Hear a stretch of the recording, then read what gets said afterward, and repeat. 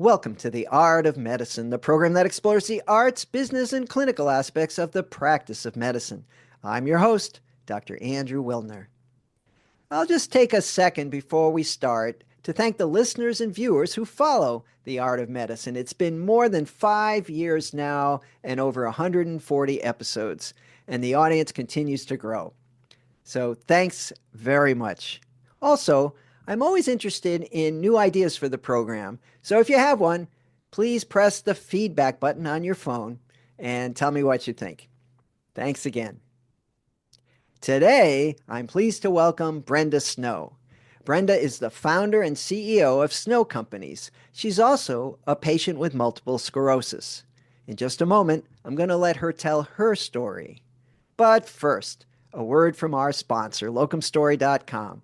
Locumstory.com is a free, unbiased educational resource about locum tenens. It's not an agency.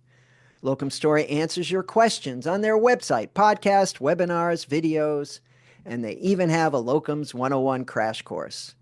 Learn about locums and get insights from real-life physicians, PAs, and NPs at locumstory.com. And now to my guest. Welcome, Brenda Snow. Hello, thank you for having me, Dr. Wilner.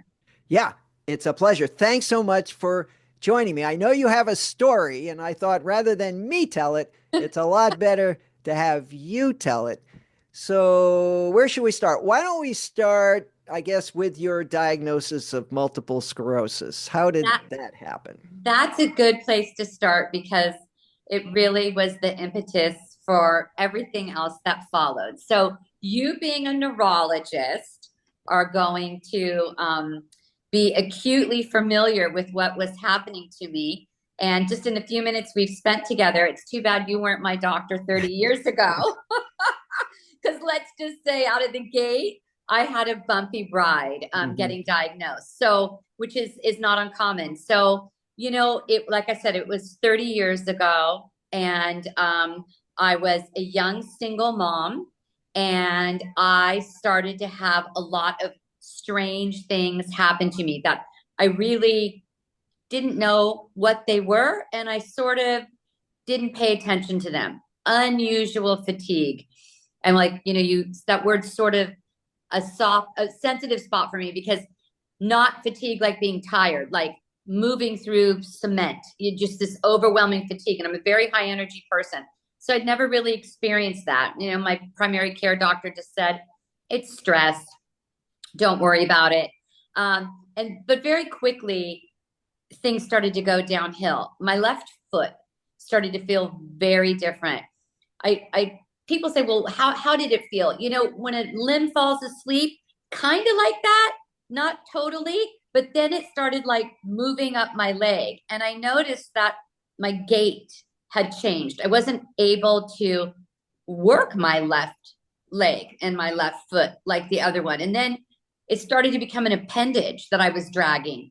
And people started to notice, like, what's wrong? Do you have an injury? I said, I don't know. Like, this is just, is it a pinched nerve? What is it? Went again back to my doctor. And my doctor said, it's probably the fact that you had a cesarean section. And I was like, well, my daughter's 5.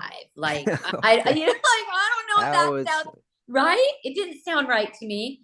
And then things like losing total control of my bladder, you know, was just all of a sudden a sensation of urine running down my legs. And I thought, okay, now this is really not normal.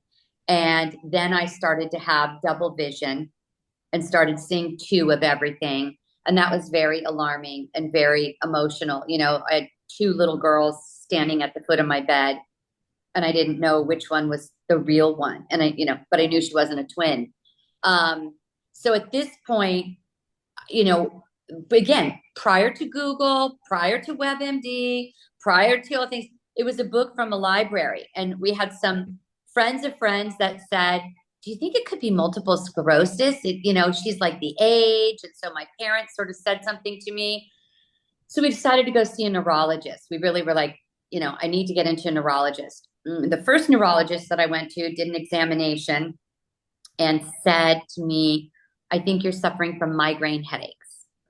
And I said, well, I didn't check this headache box.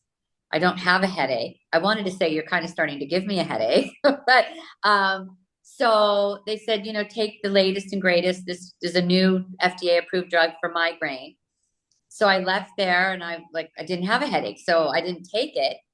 And then I started not being able to really walk. And my dad was sort of carrying me into places. And then I couldn't see. I was, had spotty vision, especially in my left eye, transient vision loss. And then I really knew, oh, something's gone terribly wrong and I don't know what it is. So everybody said, why don't you try this other neurologist? And at the time I was living in the San Francisco Bay Area. So I was at a very good academic institution and was really, and I think that's the one thing that I would convey to your listeners who are, I would think largely a lot of HCPs, is just never underestimate the importance of listening and really taking the time with patients. Don't just see us as a disease or a case. Like, I really needed somebody to see my humanity and really see who I was. And I went in and I got a very kind of very cold clinical examination. And then the physician asked my father and I to, kind of go sit in the room, and Dad's dragging me over. And it was the first time I was sort of persona non grata. All of the attention shifted away from me and to my father. And he said, I'm going to ask a series of questions. And my dad said, well, is it MS? Do we think it's MS? And he said, MS is a very rare disease. Only 400,000, 450,000 people in America have it. And this is not MS. Do you think your daughter would hurt herself? Do you think your daughter would hurt her daughter? Do you think if we told your daughter to go jump off the Golden Gate Bridge, she would do it? And Dr. Wilner, all this was just swelling up in me. I thought, why is he asking these questions? And then he said to my dad, I think she has a severe form of mental illness that are manifesting in these symptoms. MS is rare. And I encourage you, because your daughter's over 18, that you get her to sign the paperwork so she can admit herself into a psychiatric unit for evaluation. And somebody should take her daughter at a minimum for 72 hours till we can see what mental illness she has. And of course, I won't say the words that I said to him, but I'm sure I confirmed that I was crazy when the only thing that came out of my mouth were expletives.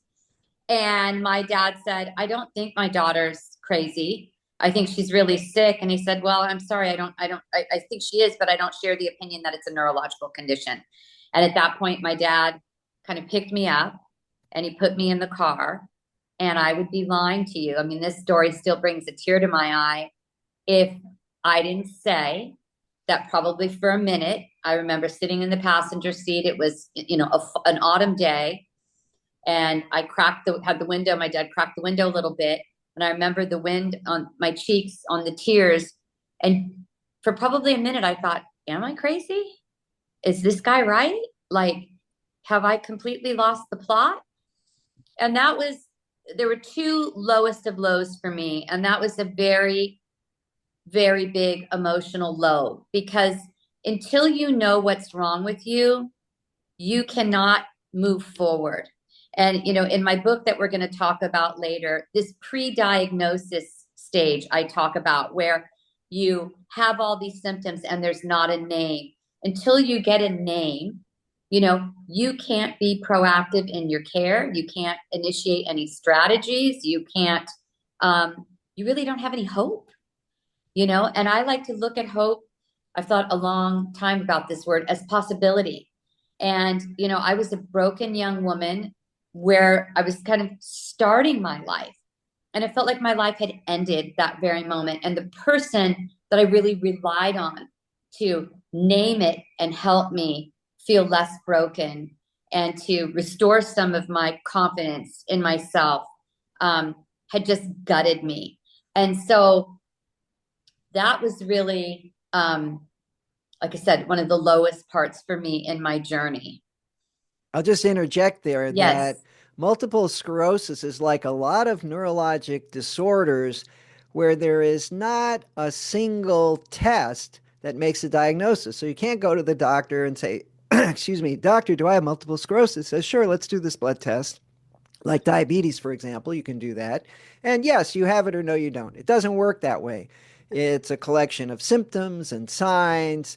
And I was telling you earlier, I did an interview for Medscape this morning with an expert in multiple sclerosis because there are now new diagnostic criteria regarding MRI scan and cerebral spinal fluid about how do you make the diagnosis. So it's still, let's put it, it's in the realm of the art of medicine, Yeah, making the diagnosis. It's very unfortunate you found the two worst I know. doctors in the country, Yeah. one Well, I after the have an other. amazing team now, and I don't know who you talked to this morning, but I'm probably pretty sure that I know them. And it was with, I mean, and actually a great MS doctor, Dr. Randy Shapiro. Oh, You know, yes, I do know Dr. he's a Shapiro. It very wasn't good, him, but yes, I no, know he's a him. very good friend of mine. He gave me one of the blurbs for the book. So, I had great team of physicians that helped put Humpty Dumpty back together again, but it was much later. And you're right, there it is the art of medicine diagnosing MS. And so finally, that was the day I gave up on myself. And I would really like to say to, sort of the patient and the HCP community, it's you just you don't ever want to give up on yourself, and you don't want to give up on a patient that you can help. And that was the day that I came home, and my daughter looked me in the eyes, and tears streaming down her face, and I was all she had, and she said, "Mommy, are you going to die?" And Mm. I didn't really know the answer to that question, and it scared the hell out of me. And what I did know is, though, that I quit on myself, but it was like purely mother's love. When I looked at her, I thought, I can't quit on her, I can't quit on her. So there was one more neurologist that my dad had heard about, and I got an appointment, and it was the middle of December, and I was sort of, carried in and plopped there. And she went through a lot of the same testing that I had done before, and then said, Miss Snow, I'm going to admit you to the hospital. I want to do, and this is like really early MRI scanning. I'm going to do an MRI scan, but I'm going to do a lumbar puncture, which is going to remove some of your cerebral spinal fluid, because I have a strong suspicion that you do indeed, that you're not crazy. And she put her hand on my shoulder, and she said that you're not crazy, that you do indeed have multiple sclerosis. And I write in my book what a strange dichotomy that was that day. On one hand, I was like, thank you. It has a name, and if it has a name, there's something I can do. On the other hand, I was like, this is a chronic illness I'm going to have for the rest of my life. And the natural history of the disease back then, it's changed with therapies, was like, ambulation in a wheelchair or walker at year 10, to 12, depending what your EDSS score was. And at the time I was diagnosed, mine was like a 5.5. So it was, of course, I didn't know that then, but it was a very interesting day. And that started my journey of hospitalizations, massive doses of IV steroids because there was no FDA approved drugs, in and out of physical therapy, occupational therapy, given medications I had an anaphylaxis response to that ended up causing a heart attack that landed me in an ICU for, another 3 months. So the first 2 years, 3 years of having MS, to say that it was challenging would be an understatement. It would be an understatement. But, I think the great thing about science is it's always progressing. And while a treatment option, a therapy, a disease modifying drug is part of it, it's not the whole thing. But I was very lucky. I was like the 8th patient in the United States to get a drug very early on, about 7 months into my diagnosis. And I'm pretty confident that when that reduced my relapse rate and my body had time to not be in a constant state, an inflammatory state, and attack after attack after attack, I was able to make some progress. So it was a battle and a journey. And I think the other thing for your listeners that's important is, like, I'm doing very well today, and I've done very well, but it doesn't mean that I don't know that I have MS every day, right? And it doesn't mean that I don't need to be very in tune about what I need to do to kind of stay within my boundaries. I know that if I become sleep deprived, I'm going to have some problems. I can feel all of those old neurological deficits sort of rise to the surface. Mm. So it is a balancing act. And like I said, I know every day I have MS, but I've really tried to use the power of positivity, reframing my thinking, using a therapy, incorporating different modalities with nutrition and exercise. And, I did physical therapy forever. That I think all of those things have helped me have an outcome that 30 years ago I never thought would have been possible.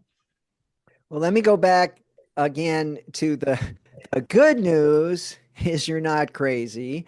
Yeah, And well, uh, that's a matter of opinion, right, Dr.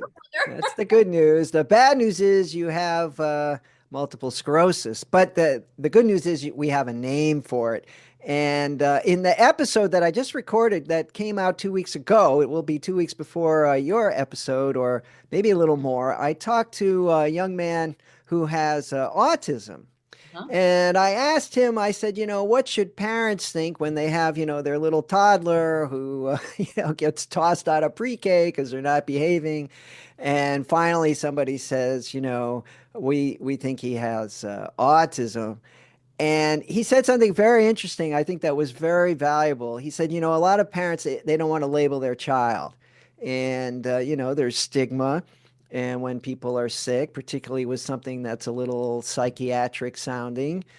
But he said the diagnosis is a roadmap. That's the way to get treatment. That now that you have a name for this and that the brain is a little different in people with autism, well, we know that and we know what to do about it. We know what therapies help. So look at it as a roadmap, as something positive. And I tell my residents and students that every day. I say, we're just floundering around here. This patient has all these wild symptoms, headaches, they're limping, they have pain here. You need a name. Do they have the flu? Or do they have multiple sclerosis, right? You need a name because that's going to take you down one road or another road. So finding a name, a diagnosis, a scientific one, Yeah. very, very helpful. Well, let's talk a little bit about your book. Yeah, Is I this would love to. Thank you. Diagnose the Essential Guide to Navigating the Patient's Journey? There we are. It is. It is. And it was a labor of love. And I think, I thought about every time I started, after I started building my business and I spent, the last over 2 decades interacting with patients, tens of thousands of patients on a day-to-day basis. Every time I would share my story or, share my perspective, somebody would say you should write a book. But when you're an entrepreneur and you're building businesses, I had no time to write a book. And then COVID happened. Ah, And COVID was a good thing for me. I had less time traveling, less time. And so I thought, I'll write the book. And I'm very pro women in business and women leadership. And so that was the book I was going to write. So I sat down to write it and nothing would come to me. And I thought, why? Like, I know what I want to say. And then one night I was lying in bed and I thought, epiphany. The reason I became a female founder and an entrepreneur and a businesswoman is only one reason, because I got sick, because I got MS. And MS has given me all of the incredible lessons and a lot of the beauty in my life. So I thought I should write the book that I wish I had had when I got diagnosed. I wish somebody had said, here, this is the emotional journey you're going to go on. You are going to work through a diagnosis phase, a grief stage, an anger stage, an acceptance. And it's not linear. Sometimes you come back to that. How do you endure? I mean, endurance of any chronic illness for not only you, for the people that love you, your friends and family. That's no joke. That's hard to do. How do you endure? Ultimately, how do you get to a place where you can rebuild and redefine this identity earthquake that I had and have a life of meaning and purpose and impact? Because all people deserve that in life, regardless of whether they have an illness or not. And oftentimes I have found that people that get diagnosed with something chronic end up feeling small and marginalized, and they lose a lot of what their life was before. So I think this book will really help people reclaim who they are after diagnosis. And I think there's a lot of great stuff in here for caregivers. You know, they are on an intense journey too. They're going to experience grief. And then there's some great case studies. A lot of wonderful patients let me share their advice and their tips and their strategies. So I think so far it's been available for a month, and the reviews are incredible. The feedback's been incredible from all different stakeholders, patients, healthcare professionals, general public. So I'm very pleased because it's vulnerable, and I almost didn't launch it because I was like, oh, what if it's terrible? What if people hate it? But I've been pleasantly surprised. So it's an inspirational book. I think, yeah, I would say it is. It's not a memoir, although there's a lot of my personal stories in here. I would say it's more of a self-help book. Like that moment you hear the words, you have breast cancer, you have rheumatoid arthritis, you have MS, you have psoriatic arthritis, you have, you're HIV positive, whatever it might be, this book is for that person at that part of their journey and the people that love them.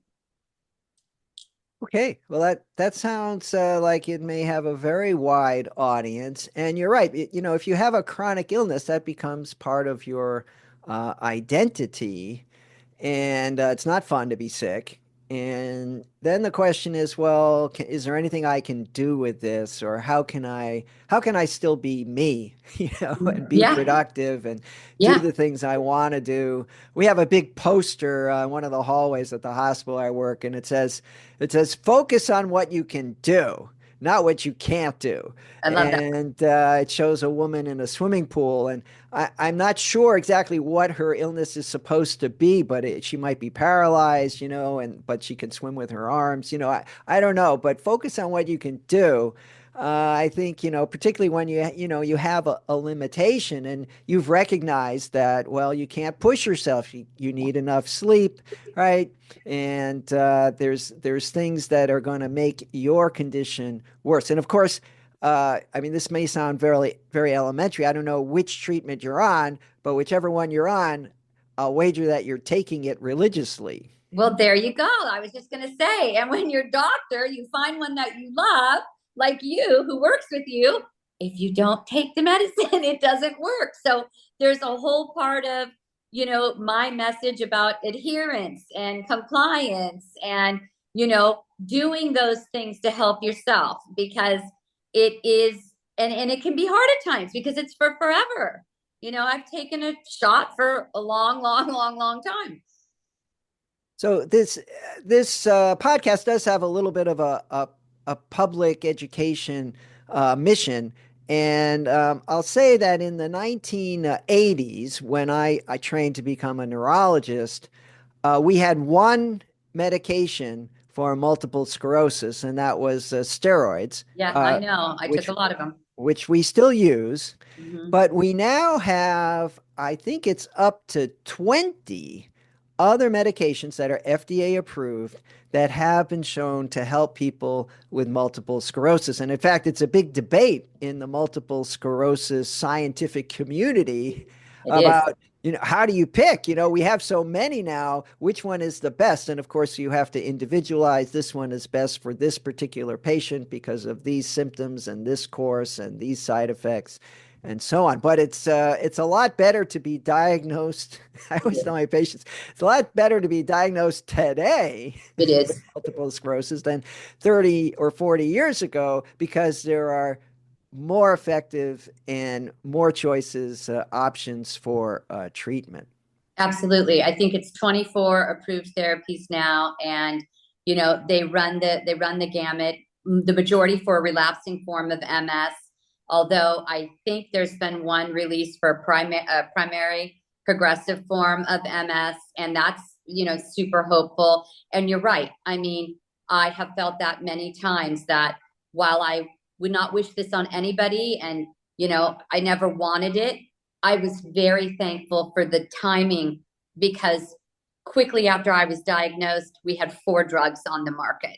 And you can, again, anecdotally, there's been no clinical studies with this, but having worked with the MS community very, very closely and launching a lot of these products and working in the space for so many years, the patients, I can see a difference in the patients that started a therapy early on and have been compliant versus the group of patients that didn't have that option with treatment, and see the outcomes are different. So I think this is where science is amazing. Were you ever tempted to try? You're out there in San Francisco, right? In that Not area. anymore, but Not yes. anymore. Okay. Well, were you ever tempted to try what they call alternative therapies? Were your friends pushing you to try herbs and potions and hyperbaric Sure. Oh, treatment? I've met a lot of snake oil salesmen, Dr. Wilner. Yeah, I've heard, all of the things, tonics, bee stings, um, you know, Yes, bee sting. That was big for yeah, MS. Of course, it doesn't work. the swank diet, a lot of things. For me, this is just my personal opinion. I believe that the science and the clinical trial process that takes a drug to FDA approval is the gold standard. It's that with all of the other things you do to need to make yourself whole. Is it therapy? Is it managing anxiety or depression?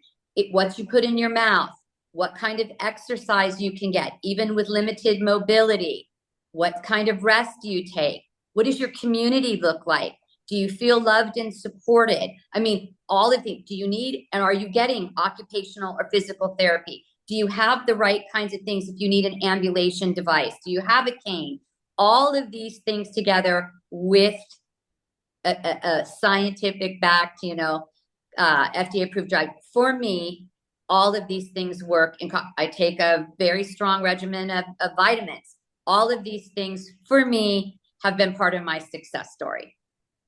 Well, thanks for that. That's great to hear. Now, before we wrap up, would you like to talk a little bit? I saw on your website there's something called Snow Companies. Do you want to Sure. tell us about that? Yeah, I'll just be really quick. It's a company that I founded, about 24 years ago.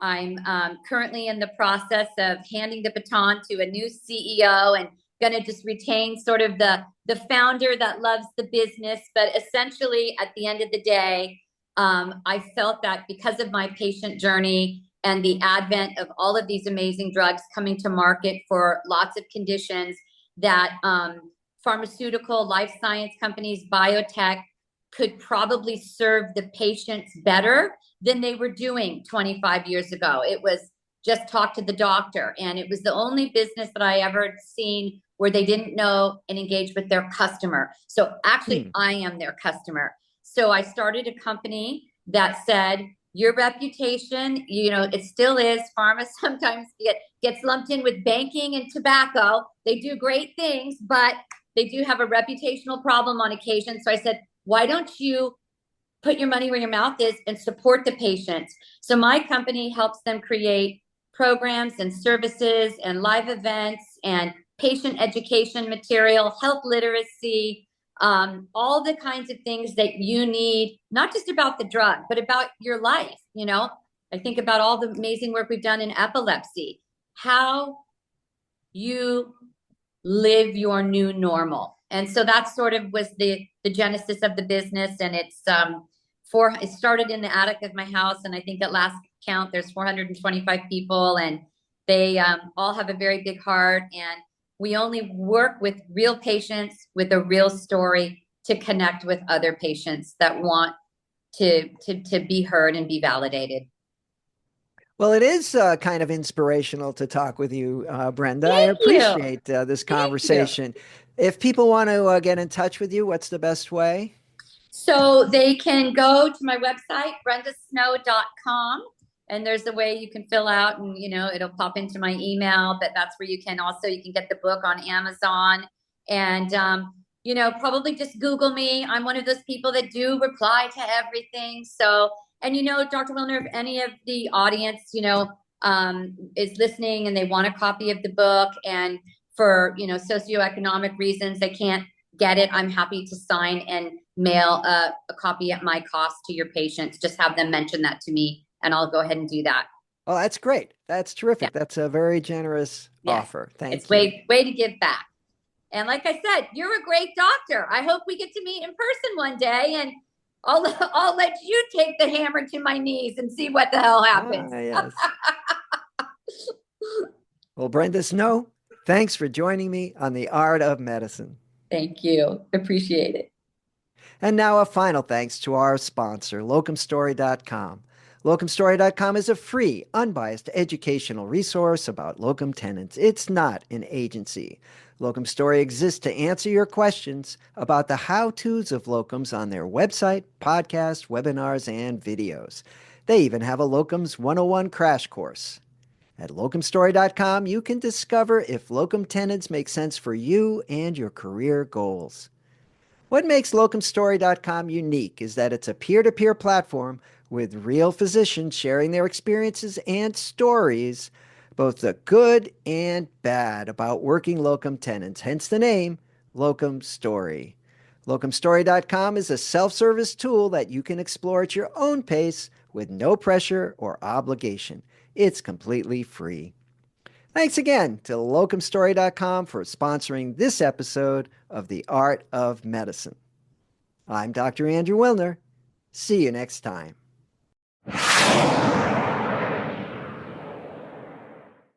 This program is hosted, edited, and produced by Andrew Wilner, MD, FACP, FAAN. Guests receive no financial compensation for their appearance on The Art of Medicine. Andrew Wilner, MD, is Associate Professor of Neurology at the University of Tennessee Health Science Center, Memphis, Tennessee. Views, thoughts, and opinions expressed on this program belong solely to Dr. Wilner and his guests, and not necessarily to their employers, organizations, or other group or individual. While this program intends to be informative, it is meant for entertainment purposes only. The Art of Medicine does not offer professional financial, legal, or medical advice. Dr. Wilner and his guests assume no responsibility or liability for any damages, financial or otherwise, that arise in connection with consuming this program's content. Thanks for watching. For more episodes of The Art of Medicine, please subscribe. www.andrewwilner.com